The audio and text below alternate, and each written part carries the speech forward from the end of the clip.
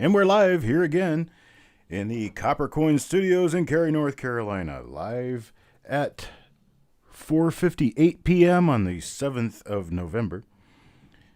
Say hi to everybody. Stephen Elliott. New Marshall, how you doing, brother? Been missing you. I don't have any spots left on this one. Unfortunately so. It has become an issue of get it on Thursday night at the auction or you're not going to get in because, well, that's when I offer these up at first, and every roll I do, they're gone within, I'd say, 2 minutes. They're gone.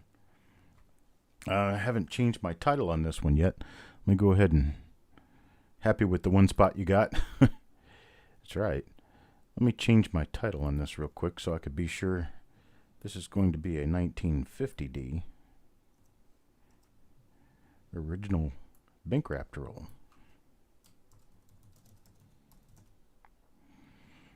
All right. Let's make sure we've got everything straight, you know what I'm saying? All right, folks, I've got 50 flips here. 50 flips that are numbered 1 through 50.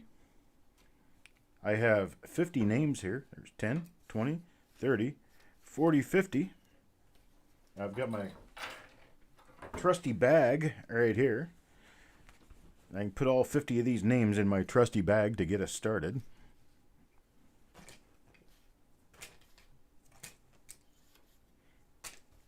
And one chip for the person who gets the wrapper. Now this wrapper is a little bit different than the others. It's a tubed wrapper that the ends were crimped in by a bank. And so the ends crimp the same way either way, regardless of what kind of wrapper it is. Deja vu all over again, huh, Coin Dragon? So I'm going to open this roll, but I'm going to have to pour these coins out because it's not going to work quite the same way as it would normally work with a wrapper that just pops open.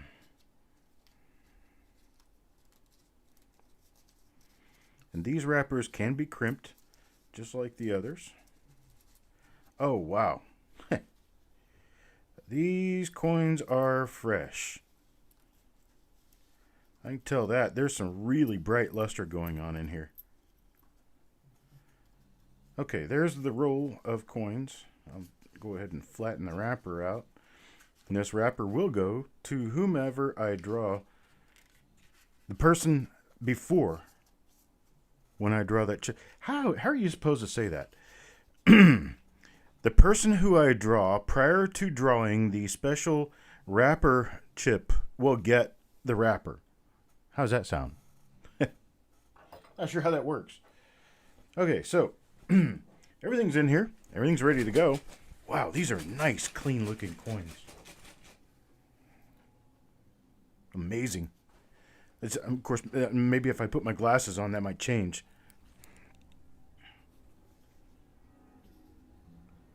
No, these coins are superb gem coins. I'm very happy with this roll so far. I'm going to start left side. My left side is coin number 1. What I see appears to be a very nice, clean roll. So, let's go ahead and get started. Hey, Andrew O'Neill. Raymond Lungy. Mr. Dunn. Oh, hang on a second here. I gotta put my little paper pad thingy down. I want to make sure I put my name placards in the same place every time so they're easier to see.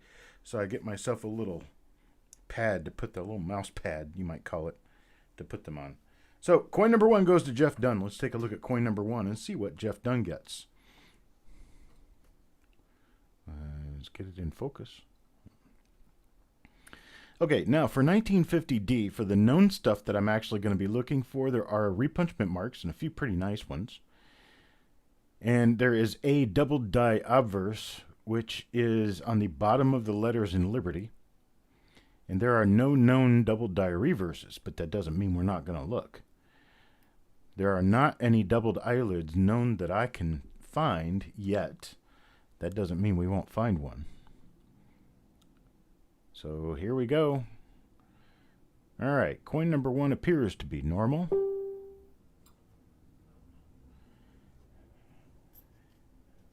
put that in flip number 1 for Mr. Dunn.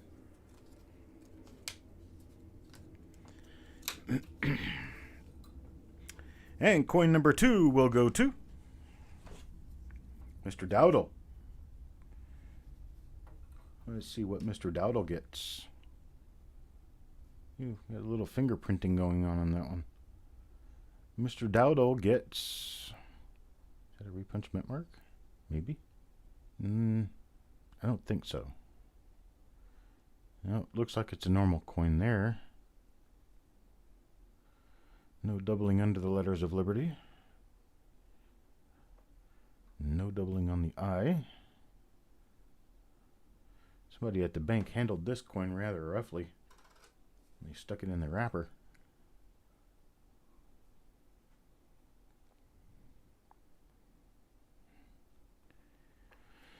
Alright. It's a normal coin there. Paul Hampton, greetings. I just noticed that you're in here too. Let's see who's next. And next comes Cajun. Cajun, mon ami. Que style.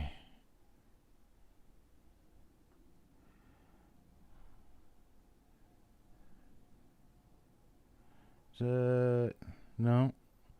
I don't see anything there either. Well, let's check over here. Appearing in God we trust. It's relatively clean looking coins. I guess I was a little overly impressed in the very beginning there when I opened it up, and all I saw was bright luster. I realized I didn't have my glasses on. I had trouble seeing stuff like that without my glasses on. Alright.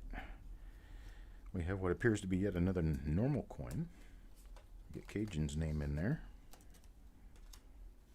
Coin number 4 goes to Wild Bill. Wild Bill gets coin number 4. Ooh, that's got some spots on it. Not good.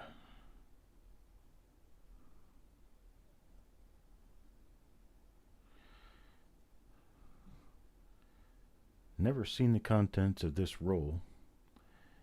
And having never seen the contents of this roll, I'm not highly pleased with the spotting I'm seeing on some of these coins so far. Hopefully that comes to a halt. Got nothing on that one either.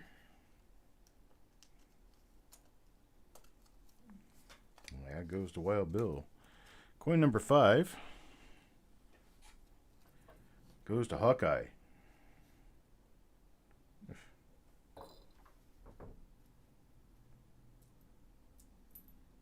There are a few spotted coins in here. They're not all that way though. So let's see what Hawkeye gets. Well, in a world where we're looking for die varieties, especially repunchment marks, we're not finding much right now. Let's see what we have under the letters of liberty. Nothing there. No double die lid.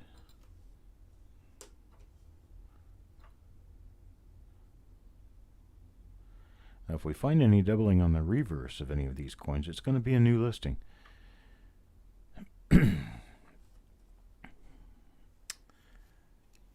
Not necessarily expecting to see doubling on the reverse, but we'll give it a shot and see what happens. Hey, Penny Parent and Reverend Dave. Coin number 6 goes to Wild Bill. Let's see what Wild Bill gets with coin number 6.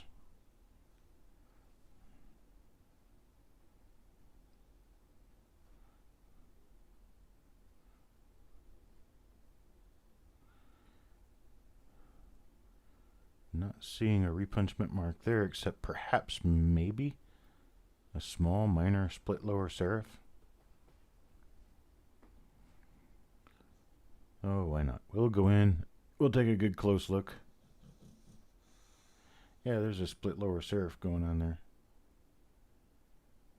It's not going to be a Kaneka listed die, but it is, or it does appear to be, a split lower serif. I still need to get that flashlight that I was telling you I need to get. But you can see it there. If you look at it just right. It may or may not be one that's listable. I'll have to check it out a little closer. But you can see the lower corner of the mint mark is doubled. Now when I back out, you can see it. Now that you've been shown what to look for. You can see it right there. Let's move over and take a look at the bottom of the letters of Liberty. Got nothing there. Do have a die scratch coming out of the back of the head that we can use as a marker. There's another one paralleling the rim coming out of the eye of N. Right there. And then there's another one between the D and we in the motto. So we can use those as our markers. A few other nice little die scratches here and there. Make up nice markers. Alright, we can put this one off as a hopeful. Oh, wait a minute. We need to look at the reverse on this coin. Since nobody's found any double die reverses, well, we're going to see if we can prove them wrong. Nice little marker right there. That little die scratch coming out of the bottom of the left wheat. Okay, so nothing on this one. So far, World 1, Chuck 0. It's okay. It's the way I look at it. All right, so we've got that. Next coin.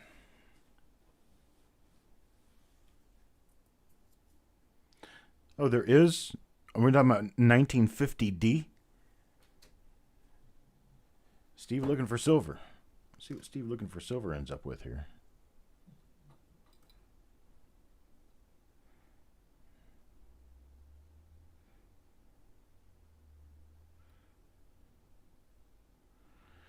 Well, it's a much nicer looking coin. Much nicer. This one's a superb coin. Oh yeah. And on the reverse, hey, you got a winner. This one's a 66 level coin. Nice high-end gem BU. Got a couple of spots, but man, those things are not noticeable when you look at the luster. Alright, so we got a nice high-grade coin here. Steve looking for silver ends up with a high-grade 1950D Lincoln cent.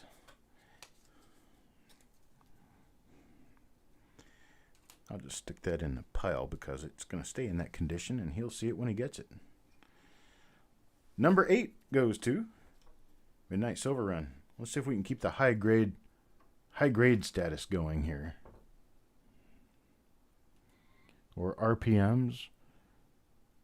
Or double die maybe. I see something on the top of the mint mark. It looks probably like a die gouge or scratch. Nothing below the letters in Liberty. This is a relatively clean looking coin. Probably just a gem BU level. Yeah, it's 64.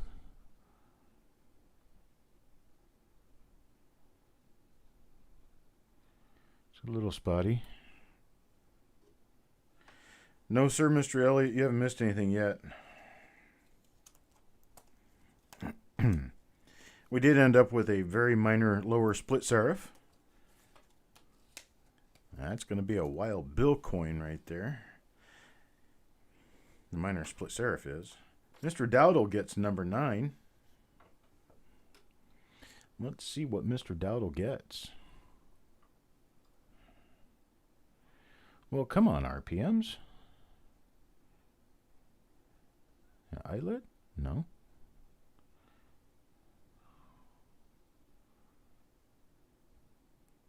We got us a nice, fresh-looking coin, though.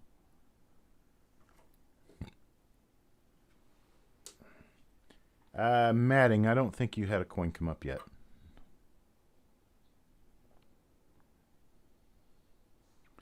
A few spots on the reverse that'll pull it out of a grater. But it's still a nice gem BU coin. That it is. Could possibly grade 66, but I doubt it. Let's see. I'm wondering if Matting's coins have not come up. Nothing for Matting yet. All right, next coin goes to Copper Kingdom. We got spotting.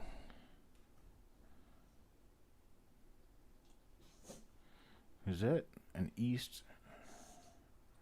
It's maybe an east RPM. No, I'm just not seeing it. Not there. Okay, another one of the spotty coins out of the roll. Somebody probably had a chocolate bar right before they loaded the counter with the coins. Ended up with spots on some of the coins before they went into the rolls. Age didn't help that one much.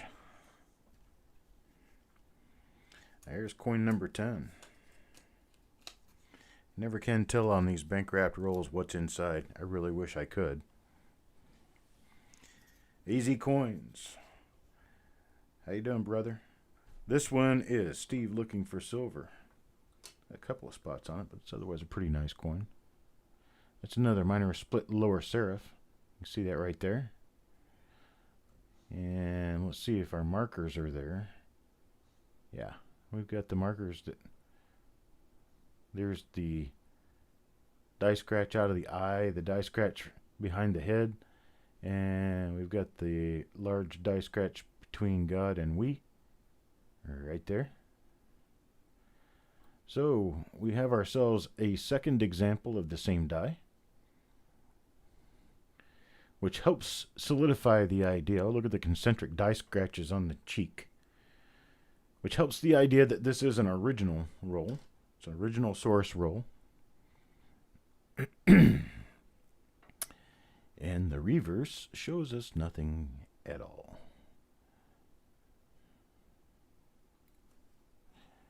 All right. Second RPM, coin number 11. Steve looking for silver. Next coin in the roll, Singjay. Singjay's coin contains another minor lower split serif.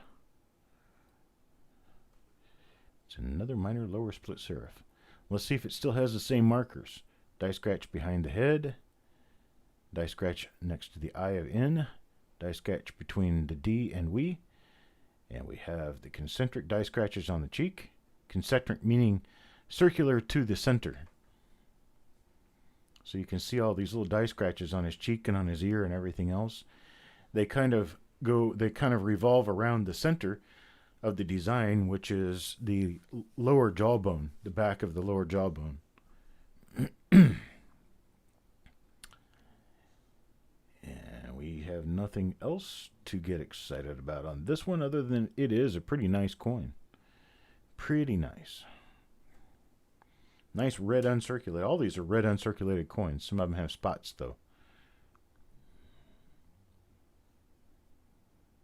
A few spots here. A couple of scratches there. So we got ourselves a third example in coin number 12 of an RPM. That's coming out of this roll. Let's try for something different. Just Spitfire. Hola. ¿Qué pasó? Hawkeye gets the next one. And Hawkeye's coin is also a lower split serif. And let's look for our markers.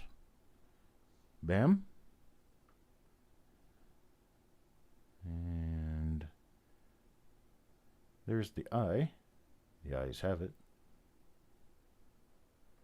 And the scratch between God and we is there.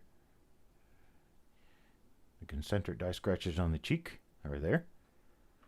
So we have yet another example of the same die. This is 4 coins in a row, I think. There's other die scratches, and the NT is sent that we can use. A lot of scratches in the upper part of the design. Oh, and there's that heavy die scratch down south of the left wheat. We can use as another marker. So that's coin number 13. That's 3 in a row now. And this RPM, as we had coin 6, 11, 12, and 13. All right, let's see what else we got here. This one's going to be Steve looking for silver again. Steve looking for silver is going to pull. Well, it's another lower split serif. This one looks like it could be a different one, but it isn't. It's still the same die. Same die again. Yep. Still the same die. Well, it's not bad. You get a whole roll full of these. Yep. Got all the same markers.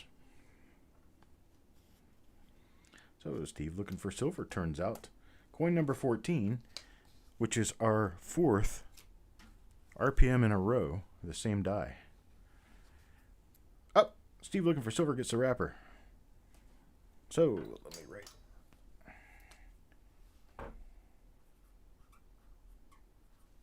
SLFS, Steve looking for silver. We'll get the wrapper. I'll stick this inside the wrapper. Put the wrapper off to the side. And next coin will go to Mr. Dowdle. Mr. Dowdle, let's see if we continue our RPM quest. And we don't with this coin. Not this time around.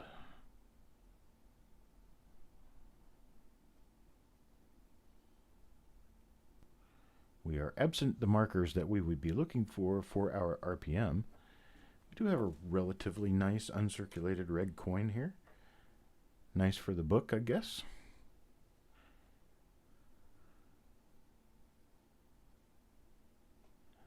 No double die on the reverse.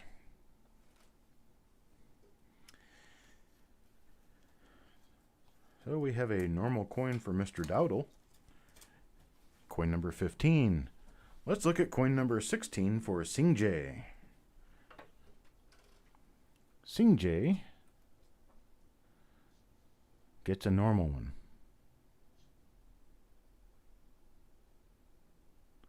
Look how bright that luster is. Wow. It's a really bright red coin. The luster is truly nice on these. Really nice. I just wish whomever handled these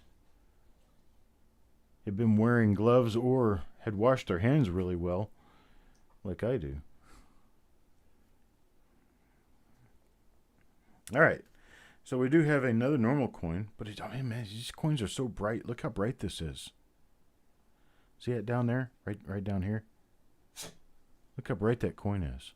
It's really bright luster, really nice bright luster. All right, next coin, Copper Kingdom. Copper Kingdom belongs to a split lower serif. We're going to be looking for our markers, and they'll show up better if I do it this way. There's the scratch between the D and the W, and there's a scratch behind the head. And the scratch at N is kind of covered by a little stain. But this is the same die. Let's look for our big die scratch at the bottom of the left wheat. Right there. And so it is the same die pair. So we have yet another minor lower split serif repunchment mark that could be listed on Coppercoins. So somebody go check and see if there is a minor lower split serif listed on Coppercoins for 1950D. That's coin number 17. Let's look for coin number 18. This is my less than clean version of Steve looking for silver's initials. And on this one we get a normal coin. Normal coin by that measure, and no doubling here. No doubling up here. flip it over and look at the reverse. A few spots here and there.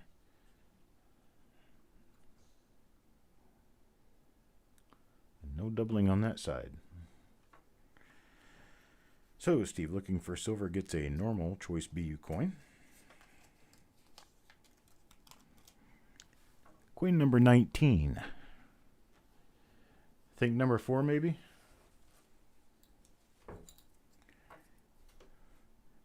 Greg McCoy. And Mr. McCoy pulls out of the roll. Appears to be a normal coin. Mint mark. Normal mint mark. No doubling on Liberty. No doubling in the motto. No doubling on the I. Let's flip it over and see what we get on the other side. No doubling on the pluribus unum. And no doubling on United States of America. We have a normal coin, but this one is a nice one. You'll be surprised when you get these. They are very bright. They look like they were minted yesterday. Coin number 20. Oh, I gotta get Mr. McCoy's name in there before I draw another name. There we go.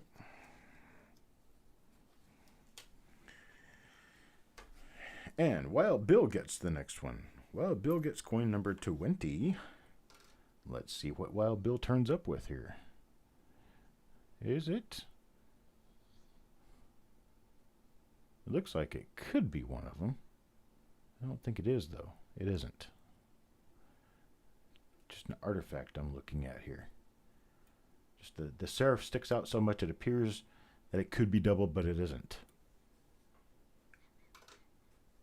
Let's look at the reverse side. Completely different markers on this side.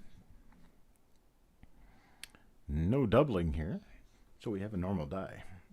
Normal die pair for Wild Bill, but nice coin nonetheless.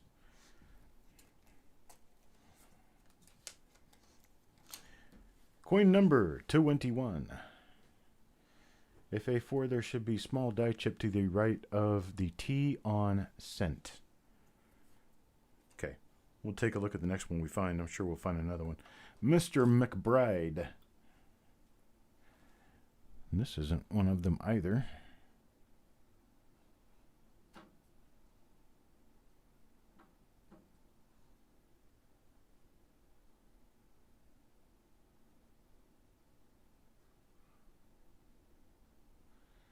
Man, this is a bright coin. Wow, people. If I ever want Gem BU coins, I have to look in rolls like this. Bright as bright gets. Camera is even acting weird because the coins are so bright. The future's so bright, I gotta wear shades.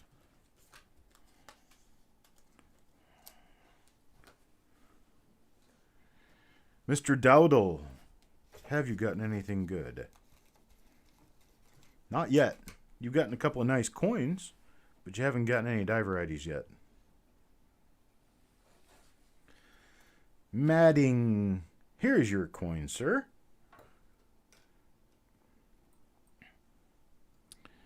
Well, we're not looking at a split serif.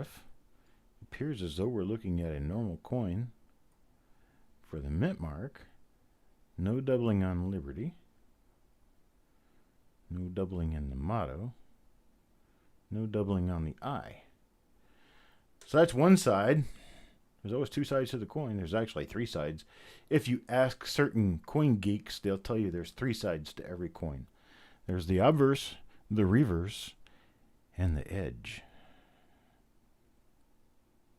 Right. Nothing there.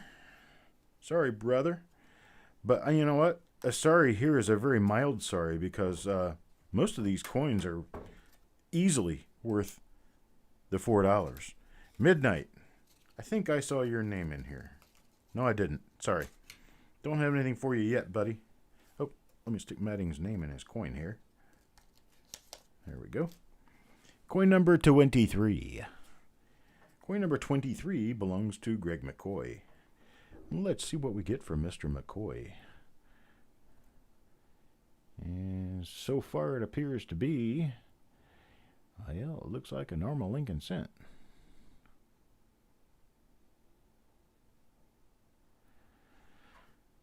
I check everything. I'm not saying that you didn't already get a coin out. I'm just saying you didn't get a diver addy out. I can check to see if you've already got a coin out. See nothing on the reverse side on this one. So Mr. McCoy gets a normal coin for coin number 23. Coin number 23. Let's see, Midnight. I don't know how many spots you got. You've already gotten one coin. You got one already. A few spots on the reverse, but nice and clean on the obverse.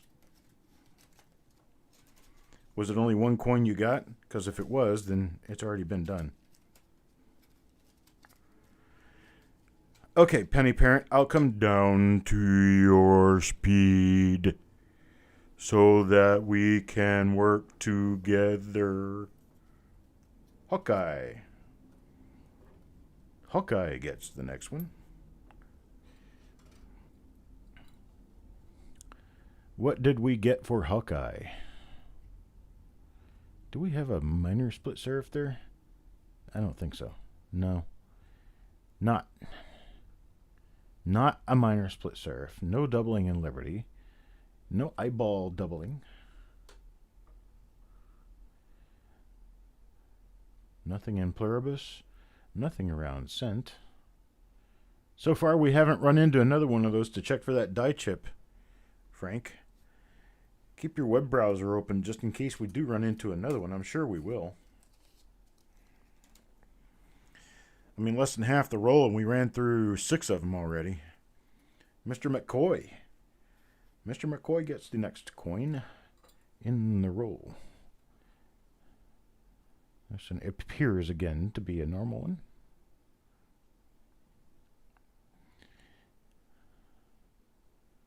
I tell you what, folks. I know that. Oh, look at that. That's cool. Little lamb peel with the peel still on it.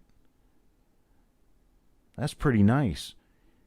So that thing laying there, that's a fleck of metal that actually chipped away from the coin when it was being struck. Yet it's retained. It's still sitting there.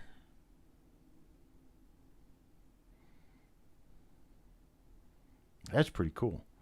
Yeah, I highly doubt number 4 too, Coin Dragon, because I saw if the number 4 is the same as the listed number 4 with Variety Vista, it's not going to be the same die. This is nice. So Mr. McCoy got himself a retained lamination on the reverse. I'm going to have to mark that. Please stand by. In fact, I'm going to let you look at this for just a minute.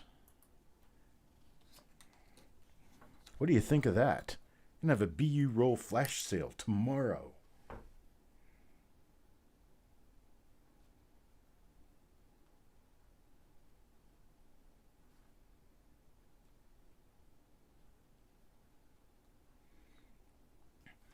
I'm hoping to sell about 500 rolls tomorrow.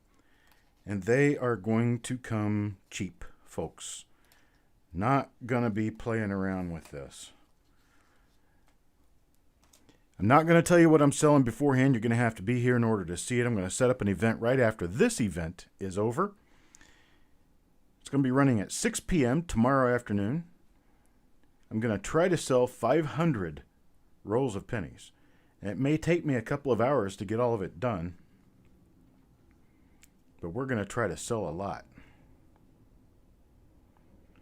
Hi, Sissy Atwell. You popped in just at the right time to see the slide about the flash sale. I'm going to show it again at the end. But just to let you guys know, I did finalize the deal on about 13,000 more rolls of pennies. Here's Steve looking for silver gets the next coin. This is coin number 26. Looks like we have a normal coin.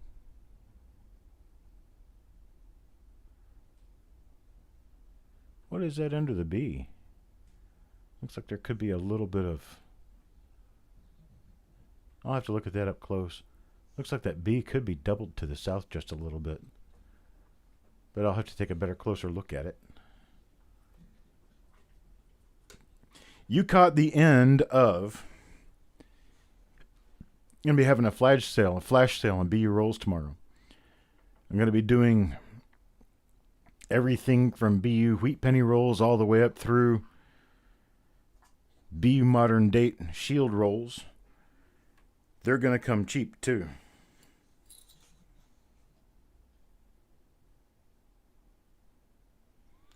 We're going to be talking about coins that'll be available at below retail prices.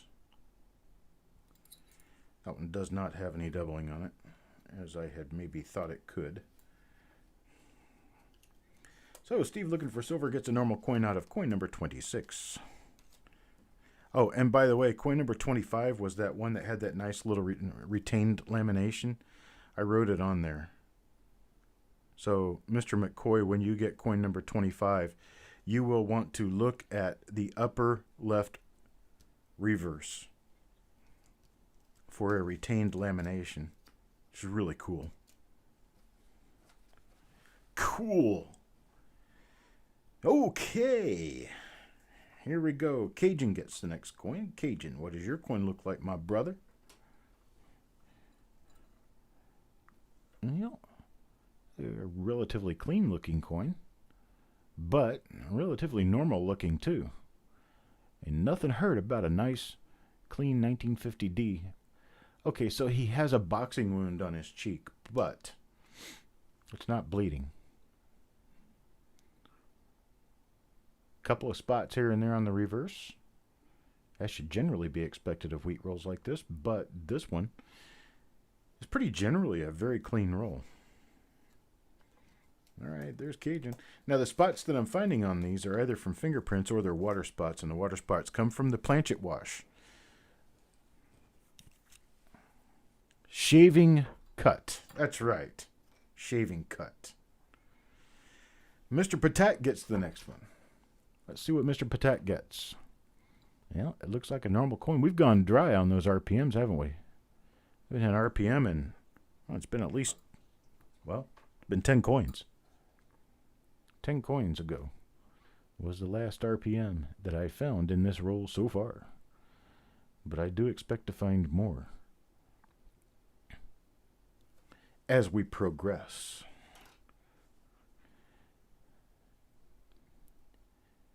Let's see here. Well,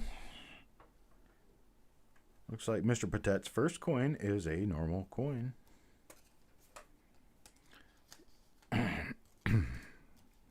Got to do the RPM juju dance here. RPM juju dance. We're going to get some RPMs. Here we go. All right.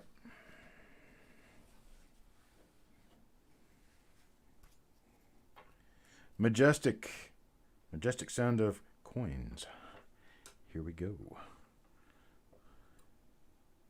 Hey, I did it. Split lower serif RPM right there. West Coast awake and drinking coffee. Yeah, I'd be drinking coffee now too. See, there's our concentric die scratches on the cheek. Here's our die scratch behind the head. Left of the I and N, between the D and the W in God we. And then we're going to look on the reverse for the die scratch on the lower left. Right there. Ooh, we got spots back here. That's not good. Ooh, is that a marker? Or is that a little struck through? It's like a little lamination peel. A little tiny one. Well, that's interesting. We got ourselves another RPM, though. And this one belongs to Majestic. I think Majestic had a total of 2 spots in this roll.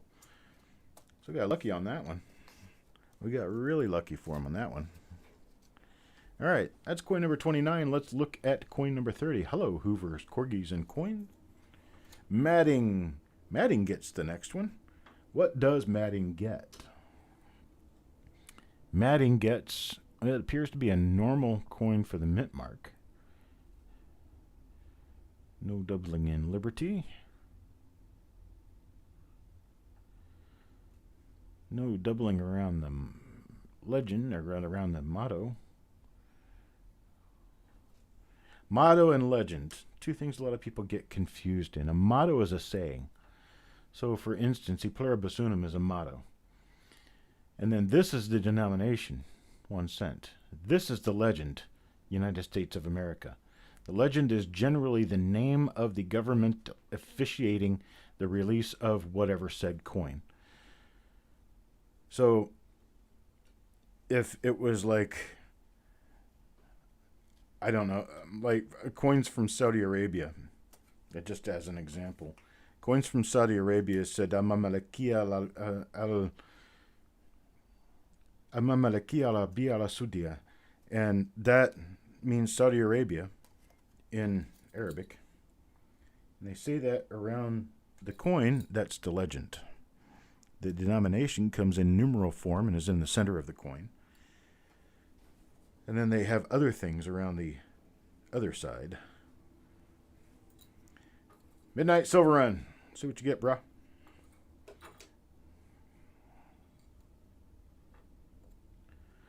Well, looks like we got a normal coin here. And let's get this back in focus. There we go. I can see the difference because I'm wearing my glasses.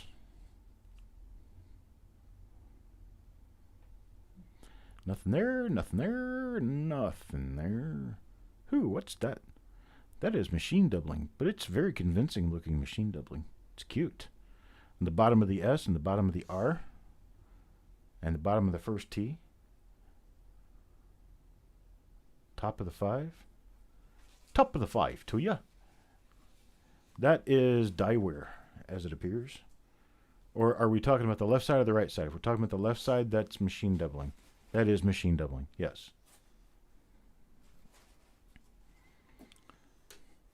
And on the reverse,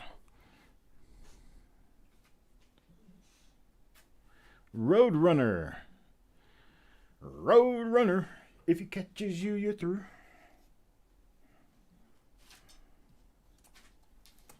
Beep, beep. Midnight Silver Run. Gets us a normal coin there. And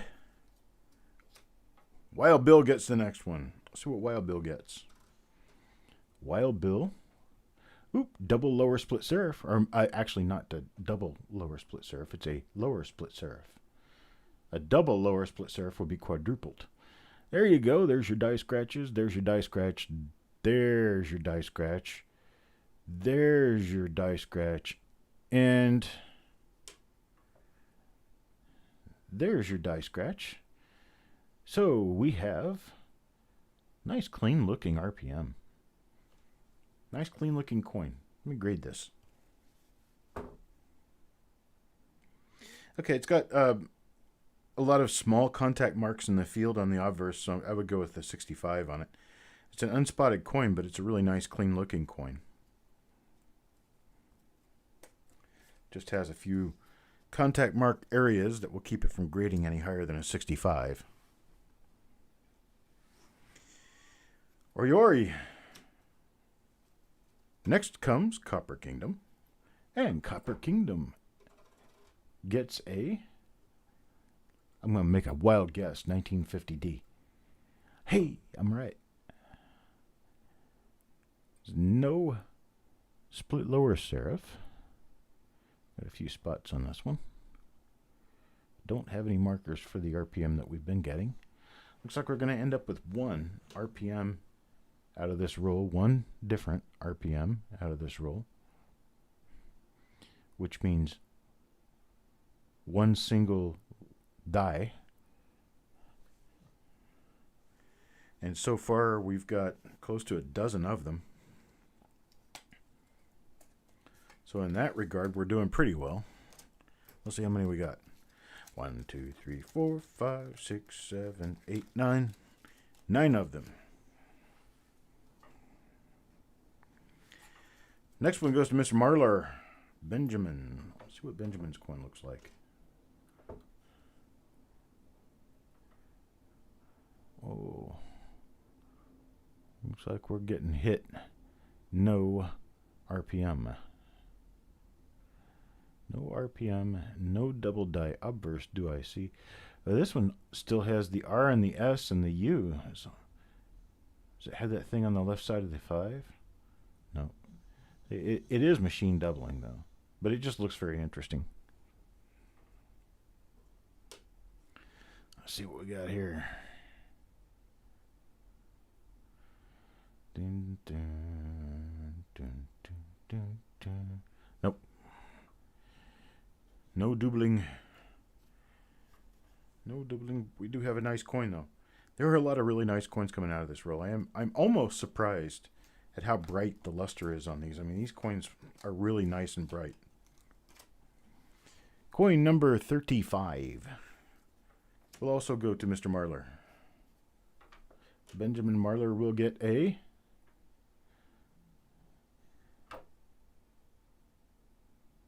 normal coin. It appears normal. No eyelid. Nothing doubled there. Nothing in Liberty.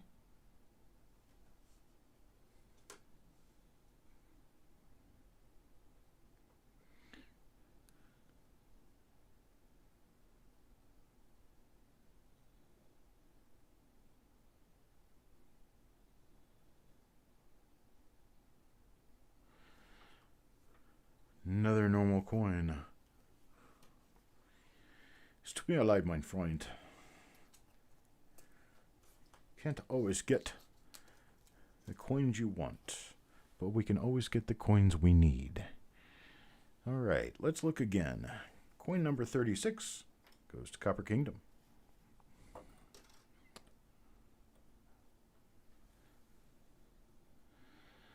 And this one appears to be another normal coin.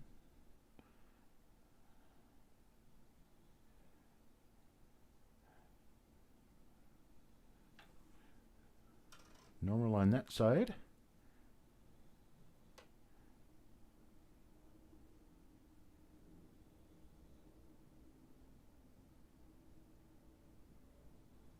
Normal on that side. Really come out of that one normal.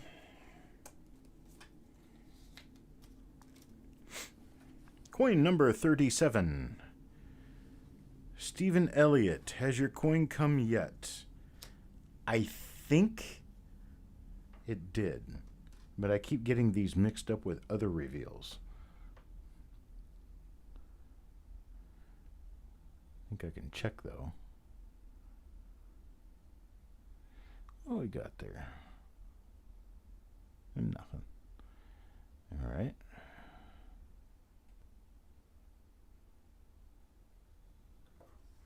All right, let's take a look at the other side. This is the same die we just looked at. I remember that scratch under the UN of United, or Unum. Unum, United, same word, two different languages. E pluribus unum. From many, one.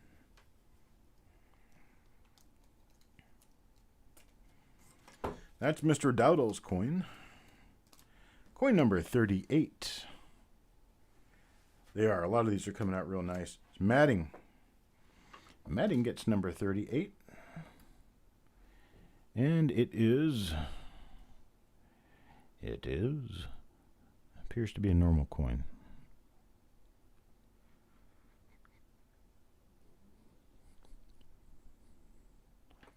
Appears to be a normal coin.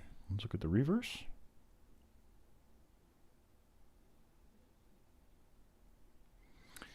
I've seen that little die chip right there on the right side of the wheat. I've seen that a few times, so that's a marker on one of the dies, but it's one of the normal ones. But there is a little die chip right there. Right there on the right side of the wheat.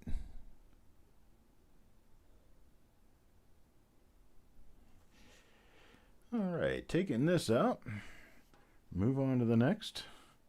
How much is a 1971 $half worth? That's D-mint. Probably 99.9% of them are worth 50 cents. You got to have them in really high condition. You have to have a double die on them or something to that effect for them to have really any value above face value. So $half are so plentiful in bags and bags and rolls and boxes all around the country. We may never run out of enough 1971 D half dollars for every man, woman, and child in the United States. I need a laser pointer. That's almost funny. As they're pointing at my screen.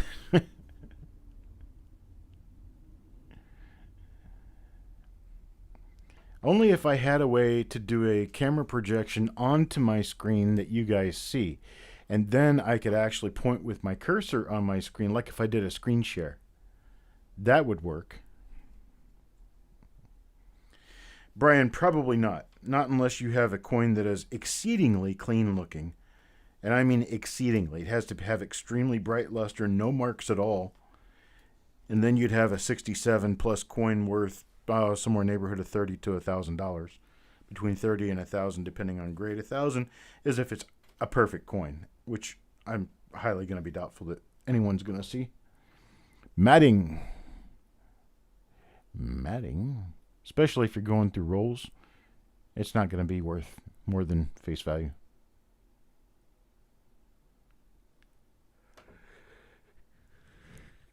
Lincoln needs a nose job. We have a nose job doctor in here somewhere. Oops. Knocked him off his pedestal. Nice and proud up there. Had to knock him off. Monday, ladies and gentlemen, is Veterans Day. You thank a veteran for their service on Monday. And I thank everyone out there listening, watching, and all those who will be watching. Thank you very much for your service.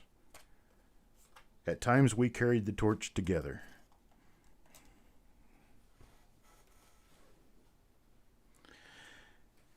Not yet, Robert. Haven't gotten. Well, we've got a minor split serif RPM. We found 9 of them. That's what we've got so far. Let's see here. And this is not one of them. We have had a few really nice gemmy coins, though.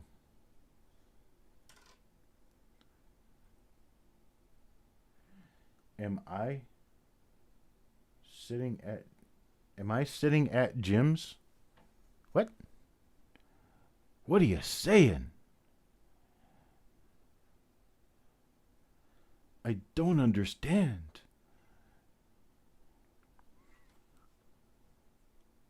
Wild Bill, this is the captain. I don't understand what you're saying.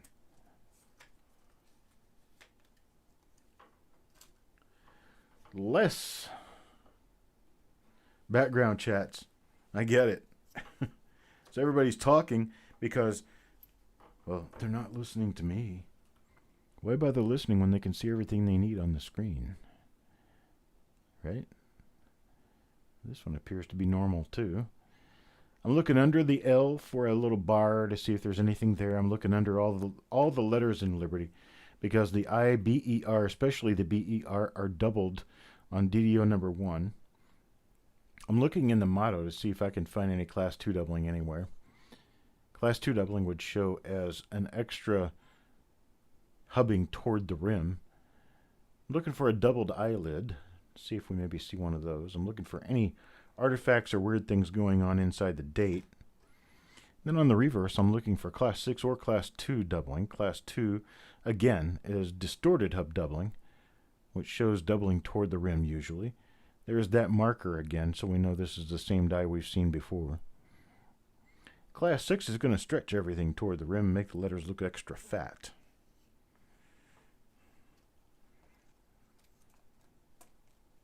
I liken it to one of those mirrors that you find at the fun house that distorts you and makes you look like extremely tall. Mr. Patak gets the next coin. We'll see if Mr. Patek can turn our luck back around on the RPMs. I guess I need to do another happy RPM dance. We're just not getting them, are we?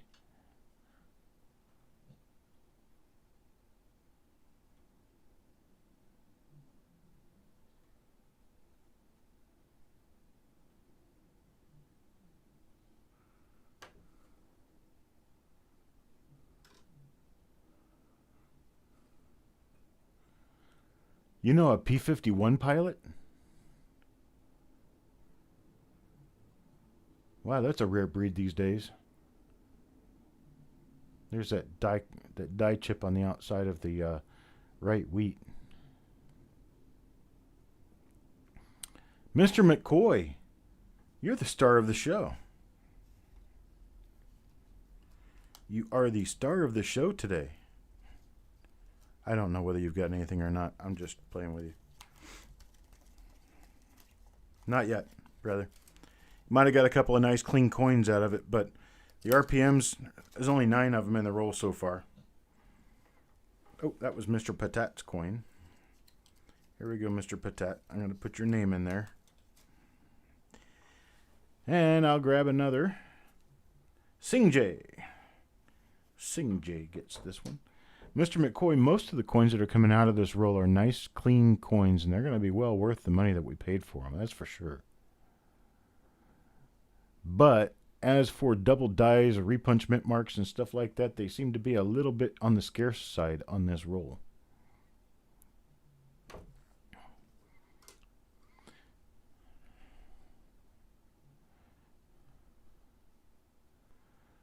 I need to go find some other real good rolls out there somewhere. I need to get me a good byline on a bunch of really nice rolls. Something I can pay a buttload of money for and have really nice rows. I love nice rolls. Mr. Elliott, you were asking. Mr. Elliott, this coin is for you. Well, and we have, it's a normal coin as it appears. Relatively spot free.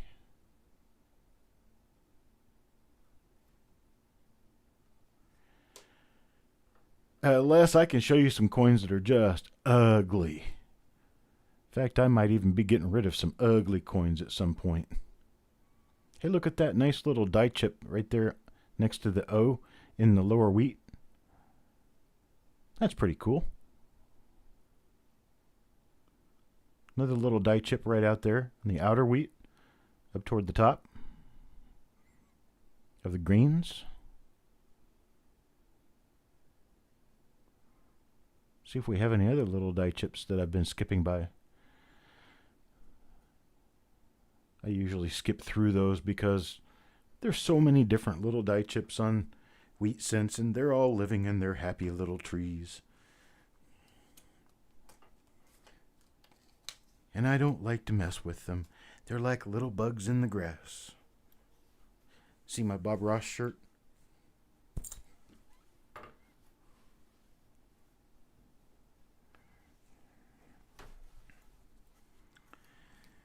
So who out there is a veteran? Who's out there today? Wild Bill gets the next one. Wild Bill gets himself a minor split lower serif. Let's see if our markers are there. Well, there's your die scratches on the cheek. And there's your die scratch behind the head and next to the eye of in. You get your die scratch between the D and the W.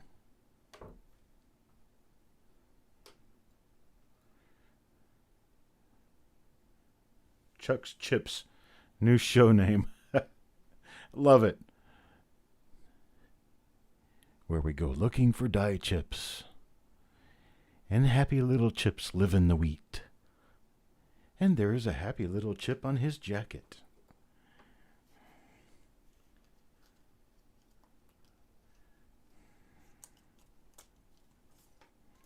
So, wow, Bill got himself... Oop, I folded that over. I didn't mean to do that yet. Got himself another one of Stephen Dallas, Air Force, 1985 to 2005, retired. Anybody else out there? Paula is a veteran. Paula was a staff sergeant in the U.S. Air Force. I don't know if she ranked above staff sergeant, but the photo that I saw of her, she had staff sergeant stripes on. I was a sergeant in the U.S. Air Force. Spent 10 years active duty. Went to the area of operation in Provide Comfort in Turkey. Spent some time in Africa. Spent some time in the Middle East during Desert Storm and Desert Shield.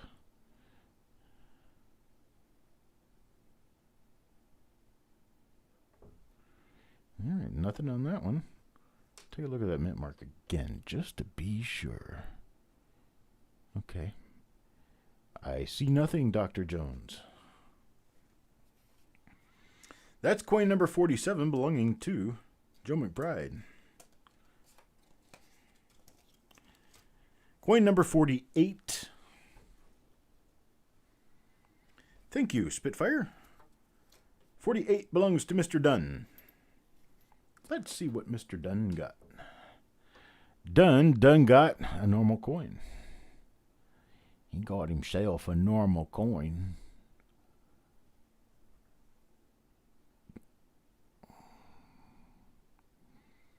Got a split lip. Somebody punched him in the mouth.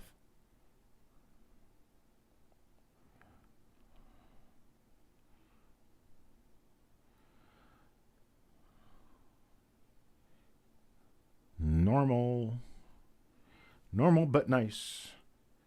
Nice pretty red coin.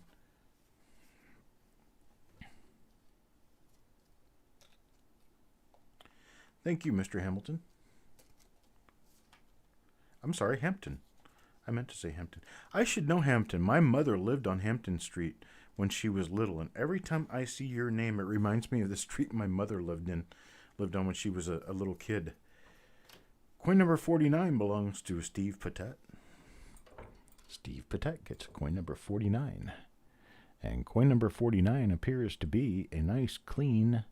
Is it clean? Yeah, relatively so. It's a decent one. God, look at that luster.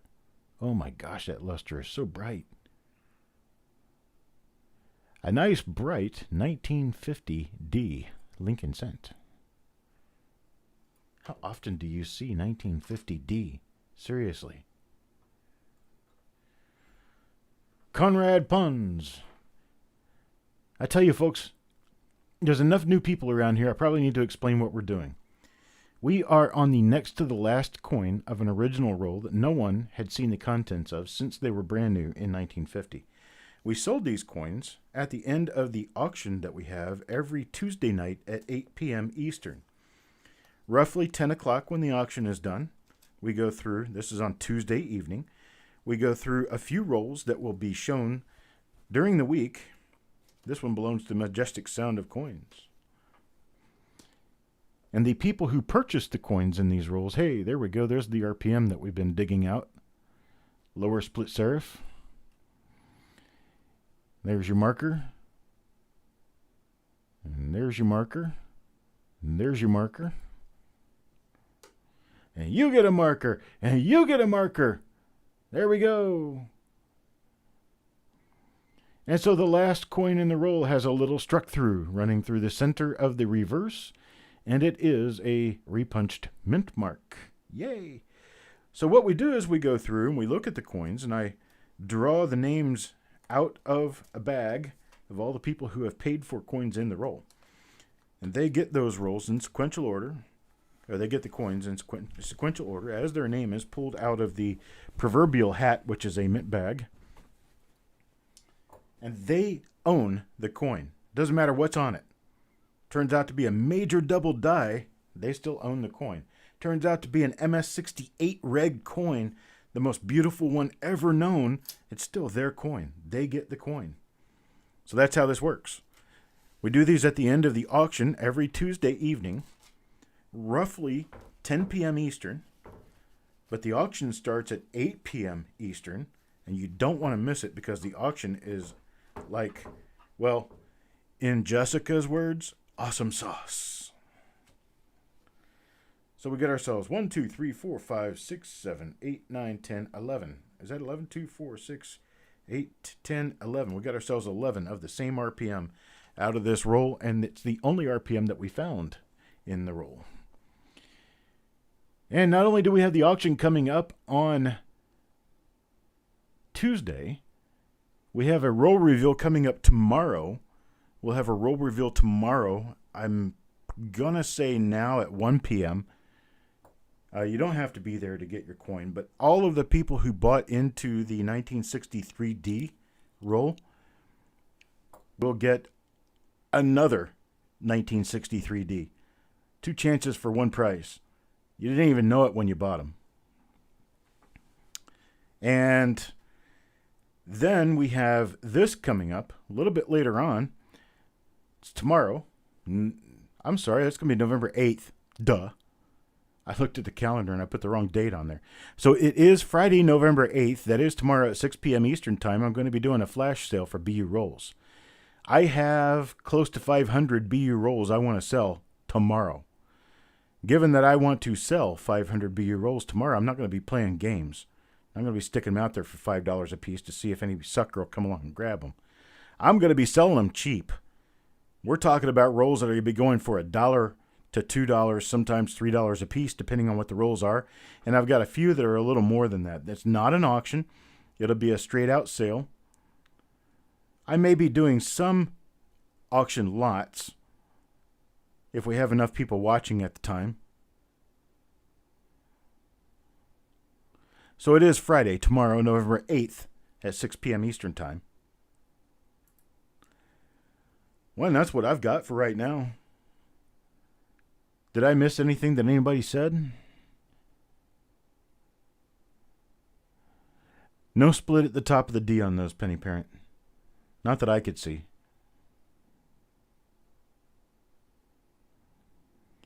If this isn't any of the listed RPMs, then I'll probably get it listed because it does look like there's enough there.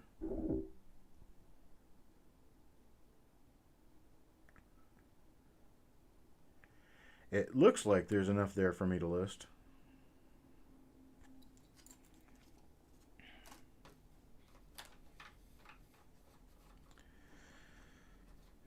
Be ready tomorrow. And I tell you what, folks, if you have been looking for rolls to go through, just anything to go through, you're going to like this because I've got a bunch of rolls that have never been gone through. Most of these are going to be tubed rolls. They're going to be one for rolls. Basically, I'll just set it out on the table and I'll say, okay, selling this one for $1.50, who'll take it? And the first person to answer gets it. And then there'll be some other ones where I'll have, let's say, a full box of BU rolls. And I will say, okay, let's say $2 a piece, or how many do you want? And then people can start telling me how many they want. And what I'll do is I'll keep a list of everything together so that we know exactly what everybody's got.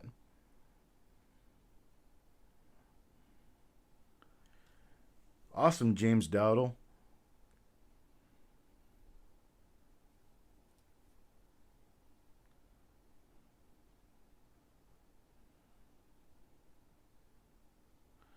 Will I be including that Provident BU roll? Oh, maybe. Maybe. I think so. No, Penny Parent. If you have other things that you need to do, I can take care of this one. This is fine. But I do appreciate it, and I definitely appreciate the offer.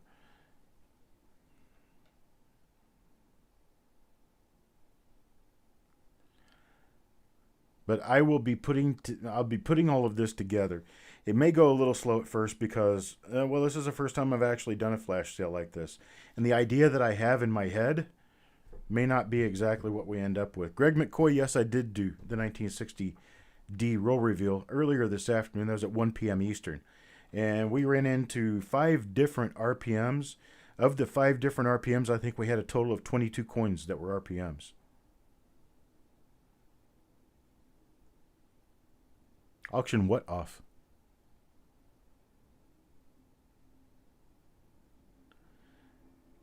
Chaos will ensue. Are we talking about tomorrow? And I tell you what, I'm going to be putting it every place I can get it mentioned.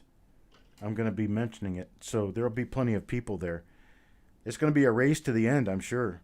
But I'm going to bring in everything that I can possibly think of that I need to get sold. And I'm going to try to sell 500 rolls. Seriously, I'm going to try to sell 500 rolls. You don't sell 500 rolls at retail in one day. So you have to move below retail to get 500 rolls sold. The Providence roll? I don't know. I like it.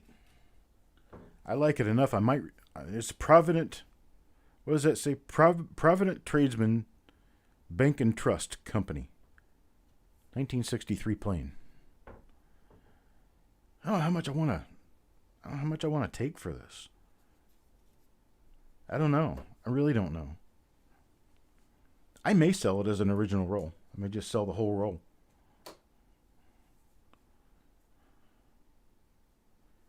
You want me to keep the wrapper and sell the coins? Yeah, this is the 1963 roll. 1 million pennies.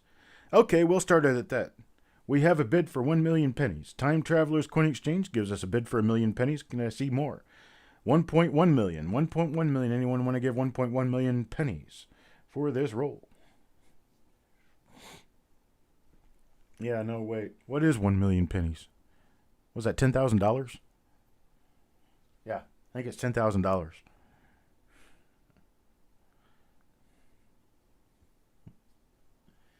Yeah, we're not doing an auction right now, but we will be tomorrow. Part of it's auction, part of it's going to be just a flash sale. So there's going to be a little bit of both going on. $10,000. Wow. And I will also let you guys know that I will have about the second week of January, I'm going to have about another 12,500 rolls of pennies. So we got another huge lot that's going to be coming in. We got a big one back in July. We'll have another big one.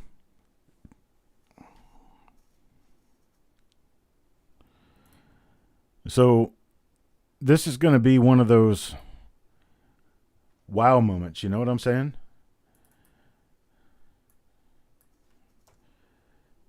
I don't even know exactly what all is going to be coming in this boxes of rolls. But I can tell you one thing. There's over 175 rolls of proof pennies in this deal. Over 175 rolls. How much does $10,000 in pennies weigh? Well, I can tell you somewhere between 3 and 4 tons. Could someone pre-order a grab bag? I'm not doing any grab bags right now. I've got to go back through a whole bunch of other stuff. I've run out of material to build them with. So unfortunately, right now, I don't have any available. But I will work on trying to get some available for the auction next week. And we'll see what I can do between now and then. Who knows? Perhaps it works. I'm going to get this slide put back up here. But I'm going to do it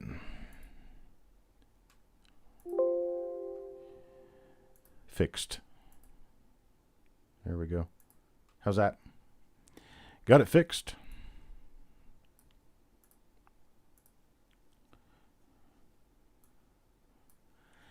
Going to be having a BU roll flash sale tomorrow, Friday, November 8th at 6 p.m. Eastern Time. That's 3 p.m. Pacific.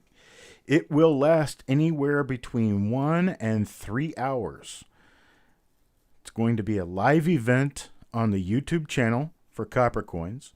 That's youtube.com/Coppercoins. Be there or be square. And I tell you what, the rules for shipping are going to remain the same as they would be for my auctions. If you get 1 or 2 rolls, I'll ship them to you first class for a $4 charge.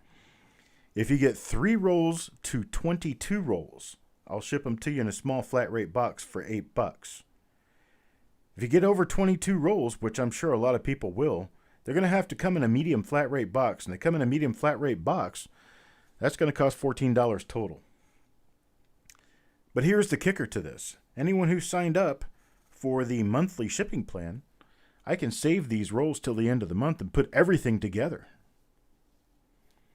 Tell everybody about it.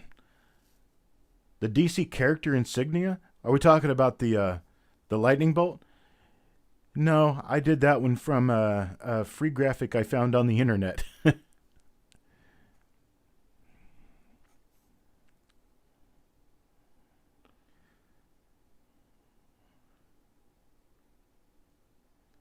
Where did Alf come from here? Way to go, Four Eyes!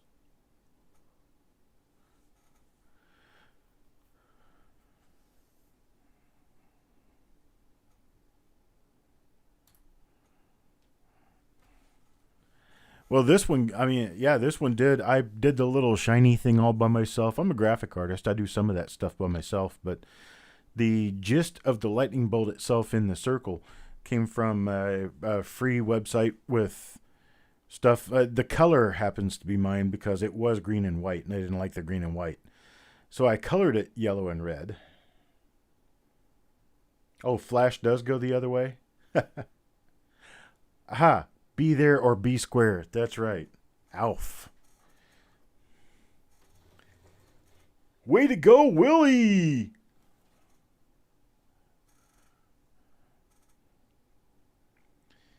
Les, you want to get hooked up with monthly shipping? I can hook you up right now, brother. If that's what you want, we can do it. I got 2 people hooked up during the auction yesterday, or day before. During a roll reveal yesterday, I think I had another one hook up with it. If you want to do it, you just let me know. Yeah, really? Alf, Mork and Mindy. I actually like Third Rock from the Sun. That was a good one, too.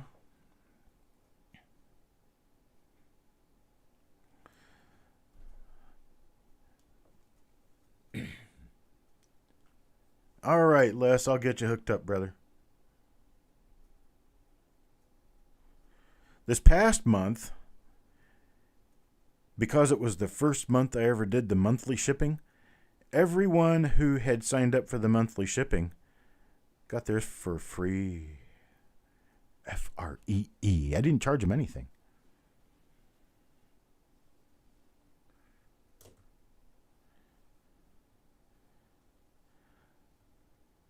Unauthorized DC comic.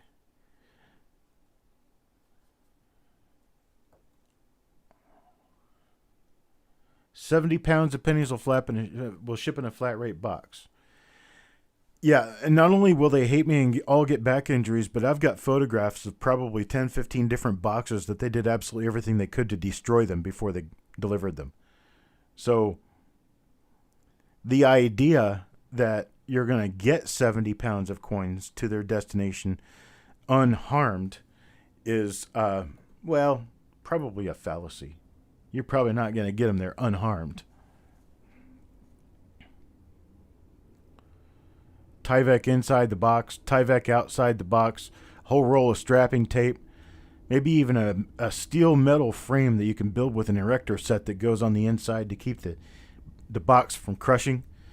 Yeah, those are the kinds of things that you're going to be looking for to keep a medium flat rate box from crushing at 70 pounds. I typically try to keep my boxes under about 25, 30 pounds. I'm not always successful at it, but I try to keep them under 25 to 30 pounds just because. And, if I get more stuff, I'll probably ship it in 2 boxes just to be safe. But working from this evening until tomorrow evening on getting these rolls ready, I'm going to be putting lot numbers on them. And they're going to go, some of them one at a time, some a box at a time. Some of them I'll open a box and show you the contents of a box. And you'll be bidding per roll.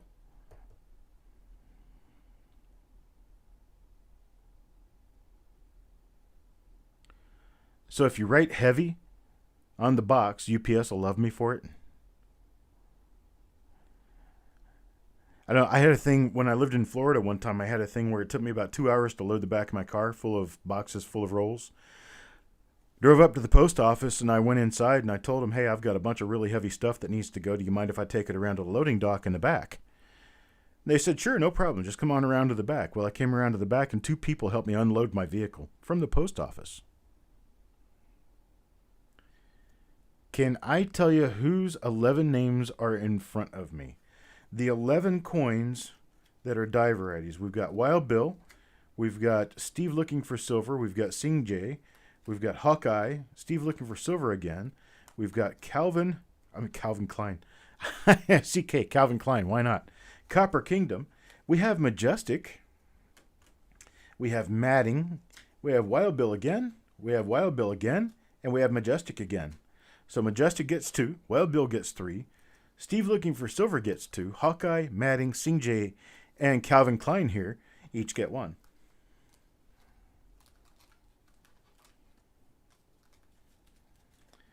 Yeah, mark your box fragile. That's a good sure way to get it destroyed. Sing Jay, no relation to CJ. No. Doubt it. My dog's barking at something.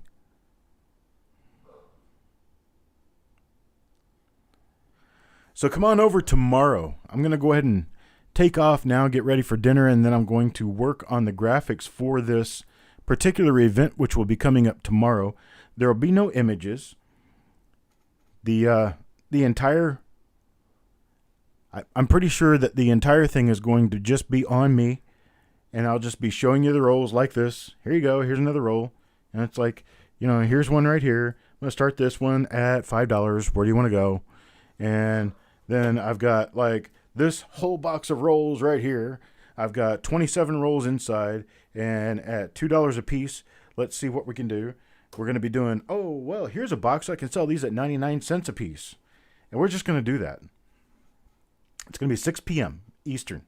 6 p.m. Eastern time tomorrow. Here you go. 6 p.m. Eastern time, Friday, November 8th, 2019.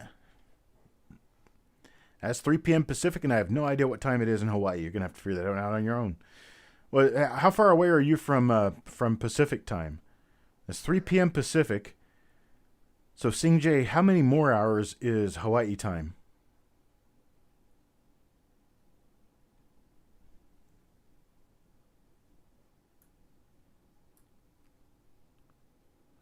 Because frankly, I don't even know.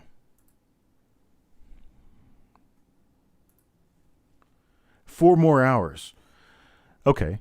So if it's 3 p.m., 2, 1, 12, 11, 10, 9, 8 a.m.? Wow, I'm catching you in the early morning. Now, when it's 8 a.m. there, is it the same day of the week as it is here? Because I know like in Australia, it would be tomorrow.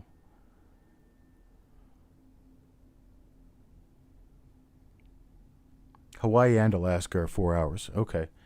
See, I've never been to Hawaii. I've spent time in Alaska, but I've never spent any time in Hawaii. Okay, so it's the same day, not the next day. 6 a.m. is like Sunday morning football. Oh, yeah, that's not for me. Sorry. I want to be in the time zones where it all happens. Alaska's really cool. Certain parts of it are really neat. Hello, levels of madness. You caught me just barely in time for me to say goodbye and shut things down for the day. We're just getting finished here. It is beautiful. Certain parts of Alaska are just absolutely gorgeous. And there's other parts of Alaska that are like armpits that you'd never want to see again. One of those armpits that you never want to see again is Shemia. Shemia is a little rock out in the middle of the Aleutians, not anywhere near any kind of real civilization. It's kind of like if you've seen Deadliest Catch, the Dutch harbor. It's basically the same type of place, except, the Dutch harbor area has like a big city population compared to Shemia. Shemia is just a little rock. Good night, Time Travelers Coin Exchange. I will not have a list prior to sale, Steve Elliott. That's part of the whole flash sale idea, is that I come on, you find out what it is when I pick it up and show it to you. Some things will be direct sales, some things will be up for auction.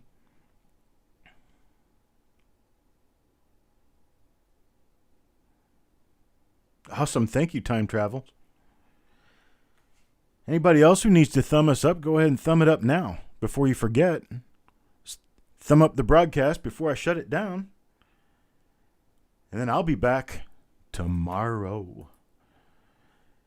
Now, for those of you who do have time this evening, at 8 p.m. Eastern Time, we will be doing another broadcast on Paula Bloom's channel.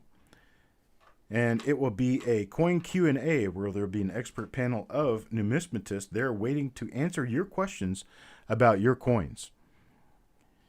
And what we're going to be doing there is looking at coin images that came through email and working on answering those questions or telling people what they have found when they send us photographs of their coins. You send those photos, you can send them right now if you want to, or you can send them during the show, but there's a point in time during the show that we shut that down because we need to get them finished and end the broadcast. But you can send them now. It's at checkmycoin@yahoo.com. Checkmycoin@yahoo.com. And you can come watch us answer the questions. Yes, I am going to the Q&A. I will be on the panel this evening. Usually it starts at 8:30 Eastern Time. This time it's going to start at 8 o'clock. On this week is going to be Paula Bloom. She will be hosting. I believe Ken is going to be there. Blues Coins is probably going to be there. I will be there, and a special guest in the form of Daniel Malone, who is Coin Help You. He's a guy who owns a Coin Help You Facebook page and channel on YouTube.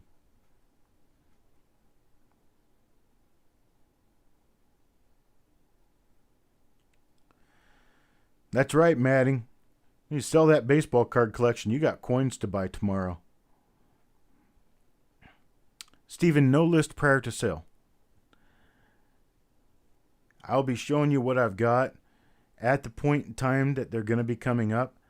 I may expose my list while I'm working through, but I'm not going to post it anywhere ahead of time.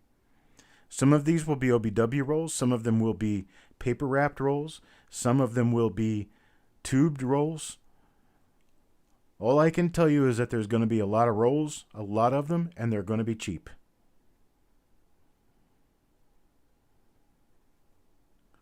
Penny Parent may need to be here to buy some. See, she didn't even know this was coming up. This one is one that I'm going to do. I'm going to be doing this one by myself.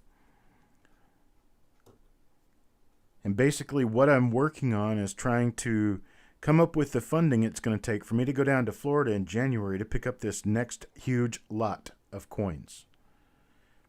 I have to go down there, spend 3 days inventorying them, and spend the nights in a hotel, then rent a Penske truck to move them back up here. Actually driving a truck full of coins back to North Carolina. No list. Okay. What I was saying was that I'm going to be building an Excel spreadsheet that will actually show what I have for sale tomorrow, numbered by lot. And then the coin lots will be numbered. The rolls will be numbered. Your buddy Ben Peters should be with us. I do know Ben Peters.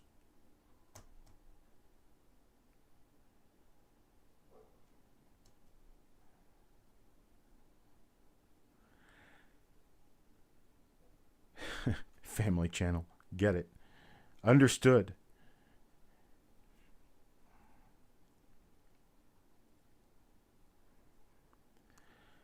All right, folks, I'm going to go ahead and take off now. Get ready for the Q&A this evening. I've got to do some dinner first.